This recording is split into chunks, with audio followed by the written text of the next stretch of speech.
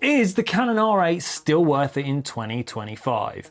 I've had this camera for 18 months and honestly, I think my thoughts on this might shock most people. After having the Canon R8 for 18 months, this has been to 7 different countries with me and has been my most used camera I have ever owned.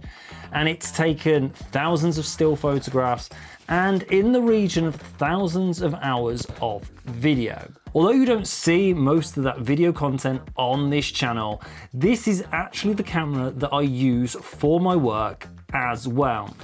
They do supply their own cameras, but this is my preference to use over the ones that they supply. Now, having used this for so many hours and so many photographs, I honestly have some thoughts. Let's briefly just recap some of the awesome features about the Canon R8. Video-wise, Canon R8 is pretty strong. It's got 4K 30, 4K 25 and 4K 60. It will also do up to 120 and 180 frames per second in full HD. The 60 frames per second is 4K with no crop. This is actually the same sensor that you get in the Canon R6 Mark II. So the sensor in this camera is really quite strong. The autofocus in this is also that dual pixel autofocus too. So you've got car, eye, animal and plane track in the R8 as well. This will also do up to 40 frames per second for still photographs as well, which is pretty fast for a camera that costs less than £1,600. So I don't know if you can see, there's Walton Hall over there. We're gonna head there now and we're gonna get some more sort of different types of shots. We're gonna get some vlogging shots. We're gonna get some tripod shots and show that the R8, even though it is compromised in a lot of ways with stuff like dual card slots, you know, smaller batteries, the no IBIS, that actually, as far as the camera goes, it's actually pretty damn good. The one thing I really do wish this camera did better is that battery life. The batteries in the Canon R8 aren't particularly small. This isn't even an official one. I've taken to just buying as many batteries as I can so I never run out with this camera.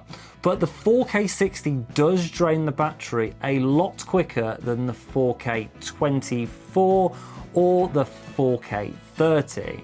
So I now have about 6 batteries just for this camera alone. And honestly, through most days of shooting, I will go through at least 2 or 3 of these. So I do wish there was some sort of decent battery grip for this where I could have multiple batteries. But then it makes it bigger than, say, a Canon R6 Mark II. And at that point, I think I would probably have just opted for the Canon R6 Mark II. There has been the odd occasion that I do wish that it had IBIS. So everything recorded on this right now is just handheld. There's no gimbal. It's just the digital stabilization and the in-lens stabilization. But honestly, 9 out of 10 times, I'm not actually that bothered by it. This camera spends a lot of its life on a tripod or on a gimbal, so the need for that in-body stabilization for myself simply just isn't there most of the time. I found that most of the time, for me, that has actually been more than enough for what I need. From the lens that I'm using, I'm currently using the Canon 24-70 f4. So it's not a superly over expensive lens.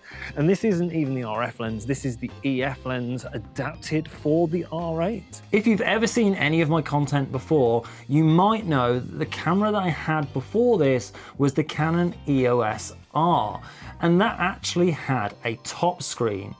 And honestly, although to start with, I never missed it, now after 18 months, I actually do.